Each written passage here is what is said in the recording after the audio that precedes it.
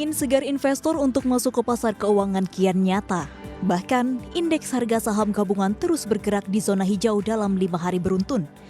Asa IHSG untuk masuk ke level 5.000 kembali nyata. Rapor hijau kembali terang usai nilai transaksi perdagangan yang makin terbang. Kemarin saja, rata-rata harian transaksi sudah mencapai 7.381 triliun.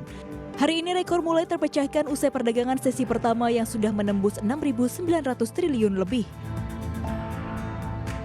JCI terakhir kalau kita cermati itu porsi banking yang sebagai penggerak IHSG itu sudah mengalami overbought ya. Jadi memang ada rawan koreksi. Tapi apakah akan terjadi significant correction? Mungkin kita lihat nggak.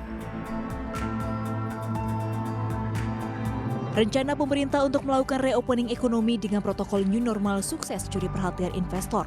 Terlebih investor asing, dalam seminggu terakhir saja aksi beli investor asing ke pasar saham sudah mencapai 886 miliar rupiah. Lantas kemana dana asing tersebut berlabuh? Saham perbankan jadi pintu yang tepat untuk mereka masuki. Selain memiliki kapitalisasi pasar yang mumpuni, likuiditas yang tinggi juga sangat menarik para investor. Tidak main-main, 4 bank besar jadi incaran investor asing. Dalam seminggu terakhir, saham Bank BRI sudah diborong asing hingga 2,58 triliun rupiah.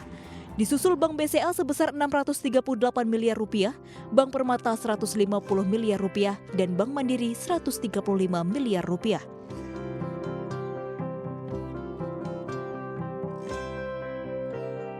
Laju bank juga kian melesat usai stimulus otoritas jasa keuangan yang mengeluarkan kebijakan lanjutan dengan merelaksasi ketentuan di sektor perbankan guna lebih memberikan ruang likuiditas dan permodalan perbankan. Sehingga stabilitas sektor keuangan tetap terjaga di tengah pelemahan ekonomi sebagai dampak pandemi COVID-19. Banjir likuiditas juga terus disiapkan Bank Indonesia melalui kebijakan kuantitatif easing di pasar sekunder. Hingga Mei, likuiditas Bank Indonesia setidaknya sudah membanjiri pasar hingga 583 triliun rupiah. Lantas hingga seberapa lama saham sektor perbankan untuk terus diburu? Kerikil dan rintangan dari corona masih belum berlalu. Terlebih risiko kredit bermasalah yang bukan sekedar angin lalu. Satu yang pasti, sektor keuangan akan tetap jadi pintu bagi investor asing untuk terus melaju.